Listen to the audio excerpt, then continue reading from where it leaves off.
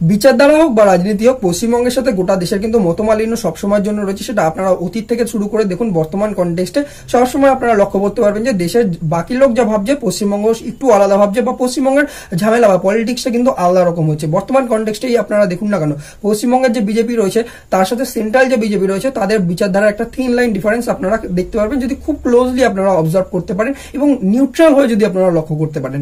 এবং এরপর হচ্ছে কিন্তু যে পশ্চিমবঙ্গের বাকি যেসব পার্টিগুলো রয়েছে, রিজিনাল পার্টি বলুন বা বলা যেতে পারে যে বাকি যে অপোনেন্ট পার্টি রয়েছে যেমন সিপিআইএম বলুন বা টিএমসি রয়েছে, তো তাদের সাথেও কিন্তু যে বাকি সেন্ট্রাল গভর্নমেন্টের যে পার্টি রয়েছে, তো সেক্ষেত্রে আপনারা অল ওভার ইন্ডিয়া দেখুন, তো তাদের সাথেও বিচারধারার আপনারা খুব ভালোভাবে কিন্তু পার্থক্য দেখতে পারবেন। তো সেরকম হচ্ছে কিন্তু পশ্চিমবঙ্গের ফিল্ম ইন্ডাস্ট্রি এবং সাথে হচ্ছে কিন্তু যে বাকি গোটা ভারতবর্ষের যে ফিল্ম ইন্ডাস্ট্রি রয়েছে তাদের সাথেও বিচারধারার আপনারা অনেকটা পরিমাণের পার্থক্য দেখতে পারবেন।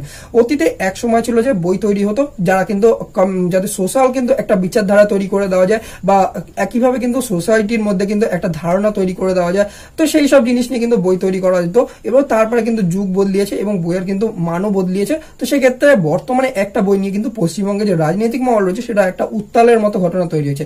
সেটা হচ্ছে কিন্তু দ্য বেঙ্গল ফাইলস, যেটা মেনলি বিবেক অগ্নিহোত্রী তৈরি করেছে এবং এরকম বই তিনি আরো আগেও তৈরি করেছে এবং যেটা নিয়ে কিন্তু তিনি বারবার কিন্তু কথার সম্মুখীন বা কোশ্চেনের সম্মুখীন হতে হয়েছে যে তিনি কেন হিন্দুদের প্রতি এত সেন্টিমেন্ট রেখে বই তৈরি করে। বা বলা যেতে পারে যে এক্ষেত্রে তিনি বই তৈরি করেছিলেন যে দ্য কাশ্মীর ফাইলস। তো সেক্ষেত্রে কাশ্মীরের যে পণ্ডিতরা রয়েছে বা বলা যেতে পারে যে হিন্দু পণ্ডিতরা রয়েছে যারা কিন্তু একসময় সংখ্যাগরিষ্ঠ ছিল, তারা কিভাবে সংখ্যালঘু হয়ে তারা অত্যাচারিত হয়ে সেই জায়গাটা থেকে কিভাবে বিতাড়িত হয়েছে, এটা কিন্তু তার দ্য কাশ্মীর ফাইলস এর কিন্তু মেন কিন্তু বিচারধারা ছিল বা বলা যেতে পারে যে মূল মন্ত্র ছিল তার বইয়ের। তো দ্বিতীয় হচ্ছে কিন্তু তিনি এই যে বইটা তৈরি করলেন দ্য বেঙ্গল ফাইলস, এখানে মেনলি দেখানো হয়েছে পার্টিশনের টাইমে যেভাবে কিন্তু বাংলার দিকে স্বাধীনতা আন্দোলন কিন্তু তৈরি হয়েছে। তো সেক্ষেত্রে পশ্চিমবঙ্গ বা বলা যেতে পারে যে পূর্ব পাকিস্তান যেটা কিন্তু ভাগের পর হয়েছে, তো সেক্ষেত্রে দেখা যাচ্ছে যে দেশে কিন্তু মানুষের কিন্তু আদান প্রদান হয়েছে। সেক্ষেত্রে কিন্তু প্রচুর পরিমাণে হিন্দু মানুষ তারা কিন্তু বাংলাদেশ থেকে উঠে কিন্তু ভারতবর্ষে এসেছে এবং তারা কিন্তু পশ্চিমবঙ্গে রেখে গেছে বা বলা যেতে পারে যে আসামে গেছে এবং বেশ প্রচুর পরিমাণে মানুষ ত্রিপুরাতেও গেছে। তো সেক্ষেত্রে যখন স্বাধীনতা সারা দেশ কিন্তু পালন করছিল তখন দেখা গেছে সেই রাতে কিন্তু নোয়াখালীতে প্রচুর পরিমাণে ঝামেলা হয়েছে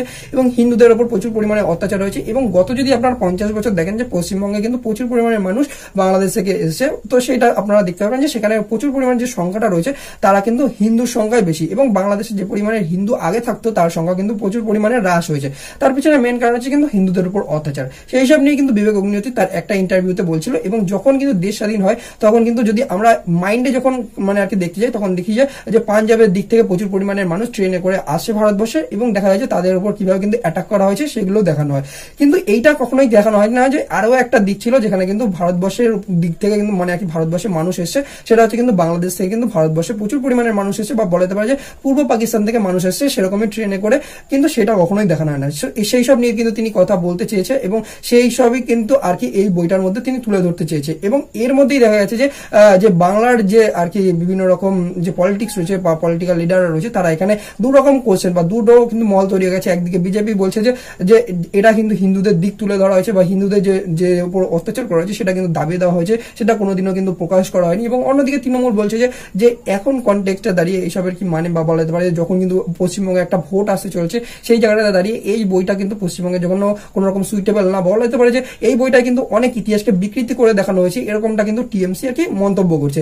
সেক্ষেত্রে এটা নিয়ে কিন্তু দুজনের মধ্যে কিন্তু একটা টানাপোড়া চলছে, এই ওকে ক্লেম করছে ও ওকে ক্লেম করছে। এবং সেই জায়গাটাতে দাঁড়িয়ে বিবেক অগ্নিহোত্রী বলছে যে সত্যজিৎ রায়ের কিন্তু ভূমিতে বা বলা যেতে পারে যে মৃণাল সেনের ভূমিতে একটা বই বা বলা যেতে পারে যে তাকে আওয়াজ রাখতে দেওয়া হচ্ছে না, এরকম তিনি ক্লেম করে। কিন্তু বর্তমানে দাঁড়িয়ে তাকেও এটা বুঝতে হবে যে বর্তমানে টিএমসি যেটা বলছে যে কেন ইউপি ফাইল তৈরি হলো না, কেন এমপি ফাইল তৈরি হলো না, কেন শুধুমাত্র অবিজেপি শাসিত রাজ্যগুলোতে এরকম ফাইলস গুলো তৈরি হয়। তো সেইটা নিয়েও একটা কথা উঠে দাঁড়াচ্ছে এই জায়গাটাতে দাঁড়িয়ে যে বারবার কিন্তু যে বিবেক অগ্নিহোত্রী বিজেপি ঘেঁষা বা বলা যেতে পারে যে হিন্দু রাষ্ট্রত্ববাদী ঘেঁষা বা এইসবের মধ্যে থেকে আপনারা একটা সাধারণ মানুষ, তো আপনাকে কিন্তু জিনিসটাকে পার্থক্য করতে হবে।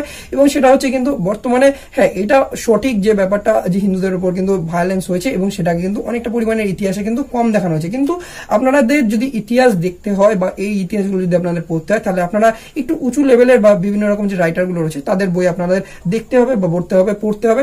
তো তাদের কিন্তু সেই জায়গাতে আপনারা অনেকটা পরিমাণের এইসব জিনিস আপনারা পড়তে পারবেন। তো সেক্ষেত্রে অনেক মানুষ কিন্তু সেইগুলো দেখে না, কারণ হচ্ছে কিন্তু তাদের পক্ষে সম্ভব হয় না সেই লেভেলের বইগুলো পড়ার। তো সেক্ষেত্রে বই এমন বা মুভি এমন একটা জিনিস যেটা কিন্তু সরলভাবে কিন্তু জিনিসটাকে বুঝিয়ে দেয়। তো সেক্ষেত্রে তিনি বিবেক অগ্নিহোত্রী তিনি এই বইগুলো তৈরি করছিলেন বা বলা যেতে পারে। তো সেক্ষেত্রে এই যে পশ্চিমবঙ্গে যদি আমরা কথা বলি, তো পশ্চিমবঙ্গের যেসব কিন্তু যে ফিল্ম মুসলিম আর্টিস্টরা ছিল বা বলা যেতে পারে যেসব প্রডিউসার ছিল সত্যজিৎ রায় বা মৃণাল সেন, তারা এরকম টাইপের বই তৈরি করেনি। তারা বই তৈরি করেছিল হচ্ছে কিন্তু সমাজকে কিভাবে জোড়া যায়, কিন্তু সেটা নিয়েই বর্তমানে কথা হচ্ছে যে এরকম টাইপের যদি বই তৈরি করে দেওয়া হয় না, তাহলে হিন্দু মুসলিমের মধ্যে একসাথে বসে যে বই দেখবে, তো সেক্ষেত্রে কিন্তু দেখা যাবে যে একটা মনোমালিন্য হতে পারে। আপনি হিন্দু আর আপনার বন্ধু ধরুন মুসলিম, তো সেক্ষেত্রে আপনারা একসাথে এই বইগুলো কিভাবে দেখবেন, তো সেক্ষেত্রে আপনাদের কমিউনিটির মধ্যে কিন্তু একটা ঝামেলা বা দ্বন্দ্ব, মন কষাকষি কিন্তু সৃষ্টি হতে পারে, যে তোরা এরকম করেছিস আমাদের সাথে, আমরাও করব, এরকম টাইপের একটা হতে পারে। তো সেটাই বলছে যে তৃণমূল যে বিকৃতি করে ইতিহাস দেখানো হয়েছে, তো কতটা সত্যি কতটা মিথ্যা সেটা বিবেক অগ্নিহোত্রী পুরো বইটা লঞ্চ করলে তবে দেখে সেভাবে বোঝা যাবে জিনিসটা, কারণ এখন অবধি ট্রেলার দেখে তো পুরোপুরি জিনিসটা বোঝা যাচ্ছে না। তো সেক্ষেত্রে আপনারাও দেখবেন জিনিসটা পুরোপুরিভাবে মুভিটা, এবং আশা করবো যে যেহেতু সেন্সর বোর্ড পাস করে দিয়েছে, তো সেক্ষেত্রে গোটা ভারতবর্ষে প্যান ইন্ডিয়া কিন্তু বইটা চলবে। তো সেক্ষেত্রে দেখা যাক বইটা নিয়ে কি হয়। তো এক্ষেত্রে আপনাদের কি মতামত আছে এটা নিয়ে অবশ্যই আপনারা কমেন্ট বক্সে লিখবেন। বাকি যদি আপনারা এরকম টাইপের ভিডিও আরো পেতে চান, তাহলে অবশ্যই ইউটিউবে সাবস্ক্রাইব করে রাখবেন।